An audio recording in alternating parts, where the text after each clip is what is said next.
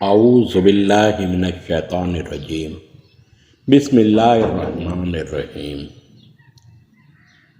پانچواں پارہ والمحسنات کا خلاصہ۔ پانچویں پارے کا آغاز بھی سورۃ النساء سے ہوتا ہے۔ چوتھے پارے کے آخر میں ان رشتوں کا ذکر کیا گیا ہے جن سے نکاح کرنا حرام ہے۔ پانچویں پارے کے آغاز میں اللہ تعالیٰ نے نکاح کے لیے چنے جانے والی عورتوں کے اوصاف کا ذکر کیا ہے کہ نمبر 1، نہ ان میں برائی کی علت ہونی چاہیے اور نہ غیر مردوں سے خفیہ مراسم پیدا کرنے کی بری عادت۔ اسی طرح انسان جب کسی عورت سے نکاح کا ارادہ کرے تو اسے عورت کے اہل خانہ کی اجازت سے یہ کام کرنا چاہیے۔ اس پارے میں اللہ تعالیٰ نے مومنوں کو نصیحت کی ہے کہ ان کو باطل طریقے سے ایک دوسرے کا مال ہڑپ کرنے کی کوشش نہیں کرنی چاہیے۔ مسلمانوں کو چاہیے کہ باہمی رضامندی سے ایک دوسرے کے ساتھ تجارت کیا کریں۔ اللہ تعالیٰ نے اس پارے میں اپنے بندوں کو خوشخبری بھی دی ہے کہ اگر وہ بڑے گناہوں سے بچ جائیں گے تو اللہ تعالیٰ ان کے چھوٹے گناہوں کو معاف فرما دے گا اور ان کو جنت میں داخل فرما دے گا۔ اس بارے میں اللہ تعالیٰ نے گھریلو سطح پر اختیارات کا تعین بھی فرما دیا کہ مرد عورتوں پر نگران کی حیثیت رکھتے ہیں۔ قرآن مجید نے ہمیشہ مرد و زن کے باہمی حقوق کا ذکر کیا ہے، لیکن حتمی فیصلے کرنے کے حوالے سے مردوں کو عورتوں پر یکگونا فوقیت دی ہے۔ اس کی ایک وجہ تو مردوں کی وہ بھی فضیلت ہے اور دوسری وجہ یہ ہے کہ عام طور پر گھروں کے اخراجات مردوں کے ذمہ ہوتے ہیں۔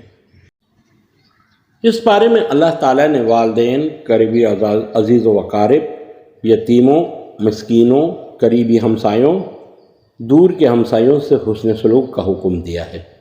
اس بارے میں اس آیت کا بھی نزول ہوا کہ اے ایمان والو، نماز کے قریب نہ جاؤ جب کہ تم نشے کی حالت میں ہو، یہاں تک کہ تمہیں معلوم ہو جائے کہ یہ کیا کہہ رہے ہو۔ اس آیت کے شان نزول کے حوالے سے ابو داؤد، نسائی، ترمذی شریف میں الفاظ کے کچھ اختلاف کے ساتھ روایت کی ہے کہ حضرت عبد الرحمن بن عوف رضی اللہ تعالیٰ عنہ نے شراب حرام ہونے سے پہلے چند مہاجرین اور انصار صحابہ کو دعوت پر مدعو کیا۔ انہوں نے کھانا کھایا اور شراب پی لی۔ جب نماز کا وقت آیا تو عبد الرحمن بن عوف نے نماز پڑھائی۔ نشے کی وجہ سے آپ کوئی لفظ پڑھنا بھول گئے جس سے آیت کے معنی بالکل بدل گئے، تو اللہ نے اس پر مذکورہ اعلیٰ آیات کا نزول فرمایا۔ اس کے کچھ دنوں کے بعد سورہ مائدہ میں اللہ تعالیٰ نے ان آیات کا نزول فرما دیا کہ اے ایمان والوں، بے شک شراب، جوا، بت گری اور پانسا ناپاک اور شیطانی کام ہے، پس تم ان سے بچو تاکہ تم کامیاب ہو جاؤ، اور شراب ہمیشہ کے لیے حرام ہو گئی۔ اس پارے میں اللہ تعالیٰ نے شرک کو سب سے بڑا گناہ قرار دیتے ہوئے کہا ہے کہ اللہ تعالیٰ کے نزدیک شرک کے علاوہ ہر گناہ کو معاف کر سکتا ہے، لیکن وہ شرک کو کسی بھی طور پر معاف نہیں کرے گا۔ اس بارے میں اللہ تعالیٰ نے حسد کی شدید مذمت کرتے ہوئے کہا ہے کہ حسد کرنے والے لوگ در حقیقت اللہ کے فضل اور عطا سے حسد کرتے ہیں۔ اس کے بعد اللہ تعالیٰ نے حضرت ابراہیم علیہ السلام کی آل پر کیے جانے والے انعامات کا ذکر کیا ہے کہ اللہ تعالیٰ نے اپنے فضل سے ابراہیم علیہ السلام کی آل کو نبوت اور حکومت سے نوازا تھا۔ اللہ تعالیٰ نے اس بارے میں یہ بھی ارشاد فرمایا ہے کہ اللہ تعالیٰ تمہیں حکم دیتا ہے کہ امانتیں ان کے اہل افراد کے پاس پہنچا دو۔ امانتوں میں ہر قسم کی امانتیں ہیں، چاہے اللہ کی ہوں یا بندوں کی شامل ہیں۔ رسول کریم صلی اللہ علیہ وسلم کو اہل مکہ دشمنی کے باوجود امین کہتے تھے، اور جس دن آپ صلی اللہ علیہ وسلم ہجرت فرما رہے تھے اس دن بھی کفار کی امانتیں آپ کے پاس موجود تھیں، جن کو لوٹانے کی ذمہ داری آپ صلی اللہ علیہ وسلم نے حضرت علی رضی اللہ تعالیٰ عنہ کے سپرد کر کے مدینہ روانہ ہوئے تھے۔ اس سورہ میں اللہ تعالیٰ نے یہ بھی ارشاد فرمایا ہے کہ اے ایمان والوں، اللہ کی اطاعت کرو اور رسول کی اطاعت کرو، اور اپنے میں سے اختیار والوں کی بھی۔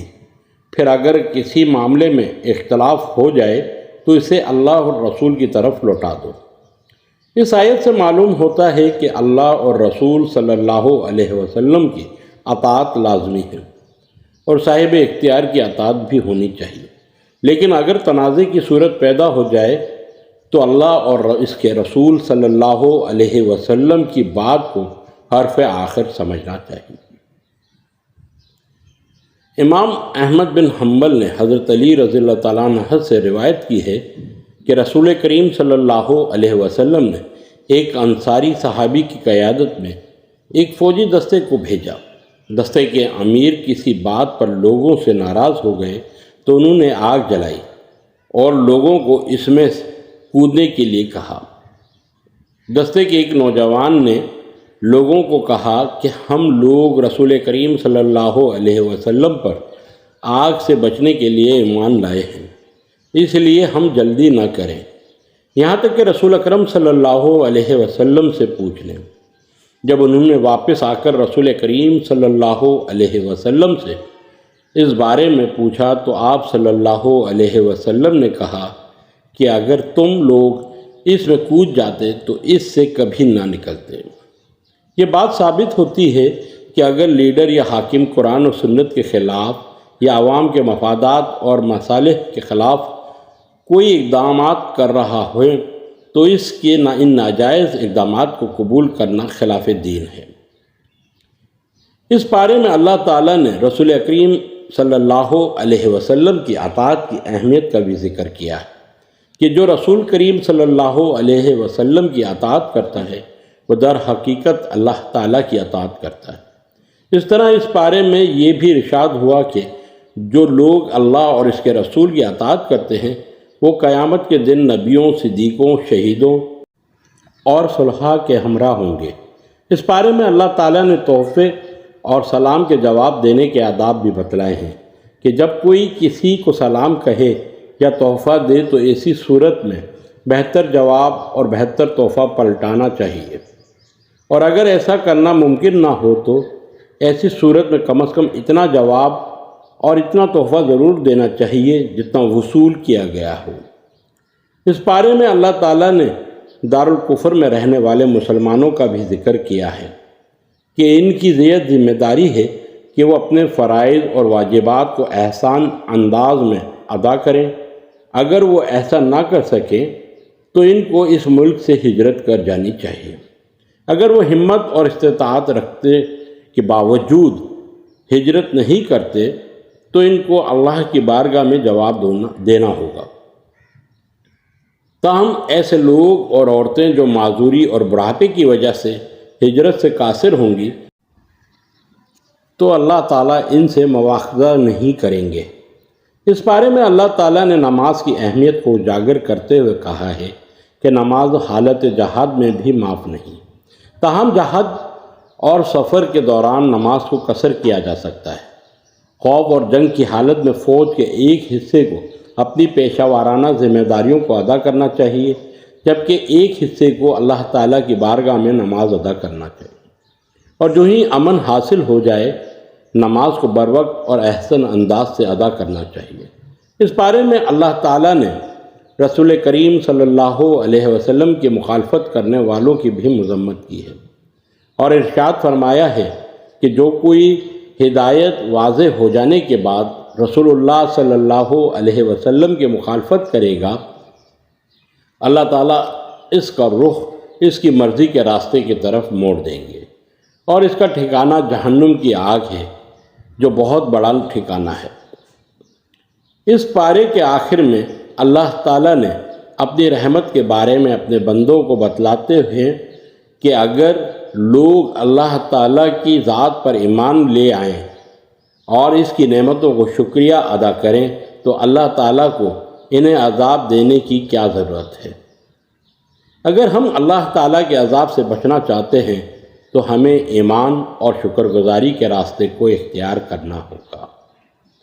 اللہ تعالیٰ ہمیں قرآن مجید پڑھنے، سمجھنے اور اس پر عمل کرنے کی توفیق عطا فرمائے، آمین یا رب العالمین۔ اسی کے ساتھ ڈاکٹر سید نوید کو اجازت دیجیے۔ السلام علیکم ورحمۃ اللہ وبرکاتہ۔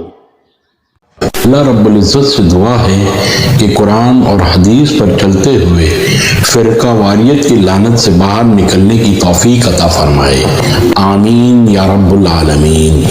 السلام علیکم ورحمۃ اللہ وبرکاتہ۔